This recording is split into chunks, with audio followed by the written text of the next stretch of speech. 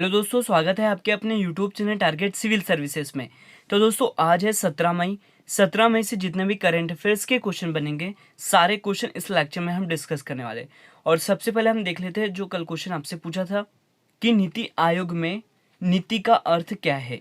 तो इसका सही जवाब क्या है दोस्तों? National institution for transforming India. यहाँ पे राइट आंसर क्या हो गया? ऑप्शन 4। सभी बच्चों ने इसका सही जवाब दिया है और कुछ ऐसे बच्चों भी है जिन्होंने इसको बहुत ही डिटेल में आंसर किया है। उन बच्चों के मैं नाम भी बता देता हूँ दोस्तों, वो कौन कौन है। तो एक है दोस्तों अनिकेत राय, जिन्होंने इसको बहुत ही डिटेल में आंसर किया है। और दीपक शर्मा है, जिन्होंने इसका सही जवाब दिया और कंप्लीट डिटेल में इसको समझाया है। और गौरव परमार है, और ऐसे ही दोस्तों सुरेश गुर्दे है। इन्होंने इनका जो जवाब है वो बहुत ही अच्छा लगा, इसलिए मैंने आज इसको स्क्रीन पे लगाया है। और सभी बच्चों से रिक्वेस्ट करूंगा कि ऐसे ही डिटेल में आंसर कीजिए, जिससे कि क्या है आपको लंबे समय तक ये याद रहेगा। तो यहाँ पर हम बात कर लेते हैं दोस्तों नीति आयोग की, जिसकी स्थापना 1 जनवरी 2015 को की गई थी।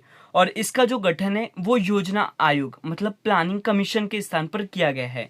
और इसके जो पदेन अध्यक्ष होते हैं वो हमारे देश के प्रधानमंत्री होते हैं। तो वर्तमान में जो इसके अध्यक्ष है वो नरेंद्र मोदी है। और इसके जो उपाध्यक्ष है वो डॉक्टर राजीव कुमार है। और जो मुख्य कार्यकारी अधिकारी है मतलब सीईओ वो अमिताभ कांत है। ये सारे कुछ इंपॉर्टेंट पॉइंट थे जो आपको याद रखना है। तो स्टार्ट करते हैं दोस्तों कल के क्वेश्चन का रिवीजन। पहला क्वेश्चन है कि हाल ही में अजंता नियोग किस राज्य की पहली महिला वित्त मंत्री बनी है। तो ये कौन सा राज्य है? ये है असम राज्य। यहाँ पे राइट आंसर हो जाएगा ऑप्शन 2। और दोस्तों वीडियो को जल्दी से लाइक कर दें और शेयर भी कर दें। अब नेक्स्ट क्वेश्चन देखते हैं कि हाल ही में अंतर्राष्ट्रीय परिवार दिवस कब मनाया गया है। तो ये मनाया गया है 15 मई को। तो यहाँ पे राइट आंसर क्या हो जाएगा? ऑप्शन 2। अगले क्वेश्चन की ओर चलते हैं। तो फॉर्चून द्वारा जारी की गई दुनिया के 50 महानतम नेता 2021 की सूची में शीर्ष पर कौन रहा है। तो शीर्ष पर रहने वाले हैं दोस्तों जेसिंडा अर्डन। यहाँ पे करेक्ट आंसर है जेसिंडा अर्डन। ये है दोस्तों न्यूजीलैंड की प्रधानमंत्री। नेक्स्ट क्वेश्चन है कि अमेरिका के व्हाइट हाउस का वरिष्ठ सलाहकार किस भारतीय को नियुक्त किया गया है। तो ये नियुक्त किया है नीरा टंडन को। तो यहाँ पे राइट आंसर हो जाएगा ऑप्शन 4। क्वेश्चन है कि हाल ही में टाइम्स ग्रुप की चेयरपर्सन का निधन हुआ है, उनका नाम क्या है। तो इनका नाम जो है दोस्तों वो इंदु जैन है। यहाँ पे राइट आंसर हो जाएगा ऑप्शन 2। अगले क्वेश्चन की ओर चलते हैं। तो पर्यावरण संबंधी जोखिम के लिए इन्वायरमेंटल रिस्क आउटलुक 2021 रिपोर्ट को किसने जारी किया है। तो इस रिपोर्ट को जारी किया है वेरिस्क मैपल क्रॉफ्ट ने। यहाँ पे करेक्ट आंसर है ऑप्शन 1। नेक्स्ट क्वेश्चन है कि हाल ही में जारी पर्यावरण जोखिम आउटलुक 2021 के जो रिपोर्ट है उसमें भारत का सबसे जोखिम भरा शहर कौन सा है। तो भारत का सबसे जोखिम भरा जो शहर है वो दिल्ली है। यहाँ पे राइट आंसर हो जाएगा ऑप्शन 1। नेक्स्ट क्वेश्चन है कि हाल ही में किस राज्य की सरकार ने मलेरकोटला को 23वां जिला घोषित किया है। तो ये कौन सा राज्य है दोस्तों? ये है पंजाब राज्य। तो यहाँ पे राइट आंसर हो जाएगा ऑप्शन 3। क्वेश्चन है कि चर्चा में रहा हार्टबीट बिल किस देश से संबंधित है। तो यह बिल संबंधित है अमेरिका देश से। तो यहाँ पे राइट आंसर हो जाएगा ऑप्शन 3। और रिवीजन का लास्ट क्वेश्चन है कि हाल ही में पहली ब्रिक्स रोजगार कार्य समूह की जो 2021 की बैठक है उसकी अध्यक्षता किस देश ने की है। तो इसकी अध्यक्षता करने वाला है हमारा देश भारत। तो यहाँ पे राइट आंसर हो जाएगा ऑप्शन 1। अब स्टार्ट करते हैं दोस्तों आज के करंट अफेयर्स। तो पहला क्वेश्चन है कि भारतीय private airlines company Go Air का नाम क्या है। तो नया नाम क्या है दोस्तों इसका? इसका नया नाम है गो फर्स्ट। यहाँ पे राइट आंसर हो जाएगा ऑप्शन 1। और आप देख सकते हो दोस्तों इसका जो लोगो है वो चेंज कर दिया है। पहले इसका गो एयर था यहाँ पर, तो अब गो फर्स्ट कर दिया है। तो यहाँ पर हम दोस्तों बात कर लेते हैं गो एयर की। तो इसकी जो स्थापना है वो 2005 में की गई थी और इसका मुख्यालय मुंबई में स्थित है। और इसके जो संस्थापक है वो जहांगीर वाडिया है। और इसके जो चेयरमैन है वो नुस्ली वाडिया है। सीईओ की बात करें तो ये कौशिक खोना है। और इसकी जो न्यू टैगलाइन है वो है यू कम फर्स्ट। ये आपको याद रखना है। क्वेश्चन है कि योआगन 30 उपग्रह मतलब योआगन 30 सैटेलाइट को हाल ही में किस देश ने लॉन्च किया है। तो इसे लॉन्च किया है दोस्तों चीन ने। यहाँ पे राइट आंसर हो जाएगा ऑप्शन 2। तो इसे चीन के द्वारा लॉन्च किया गया है। तो यहाँ पर हम बात कर लेते हैं चीन की। तो यह एशिया महाद्वीप में स्थित है और इसकी राजधानी बीजिंग है। इसकी जो करेंसी है वो रेनमिनबी है और चीन के जो राष्ट्रपति है वो शी जिनपिंग है। दोस्तों यहाँ पर मैं साथ ही बता देता हूँ कि जो चीन और भारत के बीच एक इंटरनेशनल बॉर्डर लाइन है, इसका नाम क्या है? तो इसका जो नाम है वो मैकमोहन रेखा है, ये आपको याद रखना है। और चीन की जो सबसे लंबी नदी यांगसी है, यह एशिया की सबसे लंबी नदी है जिसकी लंबाई 6300 किलोमीटर है, ये भी आपको याद रखना है। नेक्स्ट क्वेश्चन है कि हाल ही में विश्व कृषि पर्यटन दिवस कब मनाया गया है? तो ये मनाया गया है 16 मई को। तो यहाँ पे राइट आंसर क्या हो जाएगा? ऑप्शन 4। यहाँ पर दोस्तों बात कर लेते हैं विश्व कृषि पर्यटन दिवस की थीम की। तो इस वर्ष की जो थीम है वो है rural women sustainable entrepreneurship opportunities through agri tourism. ये आपको इस वर्ष की थीम भी याद रखना है। तो याद रखना है दोस्तों, एग्रीकल्चर टूरिज्म डे 16 मई को मनाया जाता है।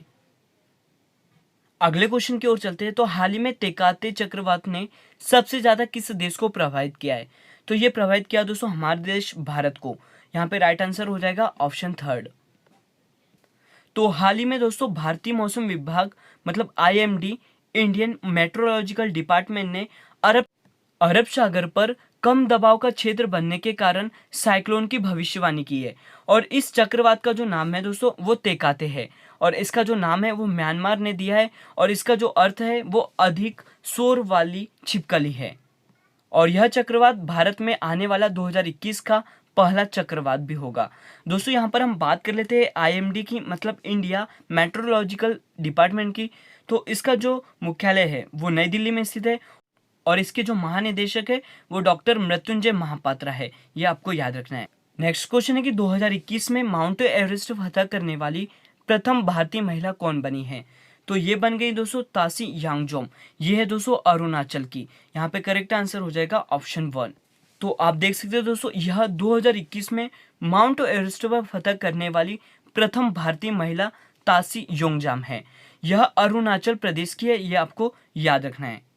नेक्स्ट क्वेश्चन है कि दुश्मनों के मिसाइल को हवा में ही ध्वस्त करने वाली आयरन डोम सिस्टम को किस देश ने विकसित किया है? तो इसे विकसित करने वाला देश है दोस्तों इजराइल। यहाँ पे राइट आंसर क्या हो जाएगा? ऑप्शन 4। तो Israeli company Rafael advance defence system और इजराइल एरोस्पेस इंडस्ट्री ने आयरन डोम सिस्टम को बनाया है, ये आपको याद रखना है। दोस्तों ये जो आयरन डोम है यह एयर डिफेंस सिस्टम एक बहुउद्देशीय युद्धक हथियार है और इस सिस्टम में मिसाइलों में लगे इंटरसेप्टर इतने सटीक है कि दुश्मन मिसाइल, रॉकेट और ड्रोन की लोकेशन हवा में ही ट्रैक करके उन्हें ध्वस्त कर सकते हैं। और एयर डिफेंस सिस्टम लड़ाकू विमान और हेलीकॉप्टर को भी ध्वस्त करने की क्षमता अपने में रखते हैं। और आप देख सकते हो दोस्तों ये है आयरन डोम सिस्टम जिसको किसने तैयार किया है? इजराइल ने।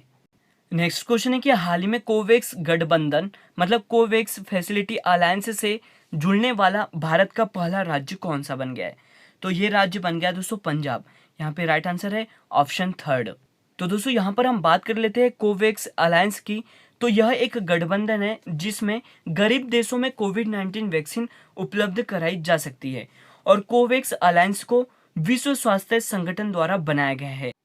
और आपसे एग्जाम में क्वेश्चन पूछा जा सकता है कि जो कोवैक्स गठबंधन है इसे किसने बनाया है, किसने विकसित किया है? तो इसे वर्ल्ड हेल्थ ऑर्गेनाइजेशन के द्वारा इसे विकसित किया गया है। तो यहाँ पर हम बात कर लेते हैं दोस्तों WHO की, जिसकी स्थापना 7 अप्रैल 1948 को की गई है और इसका जो मुख्यालय है दोस्तों वो जेनेवा स्विट्जरलैंड में स्थित है और इसके जो वर्तमान में अध्यक्ष है वो टेड्रोस एडहेनम है।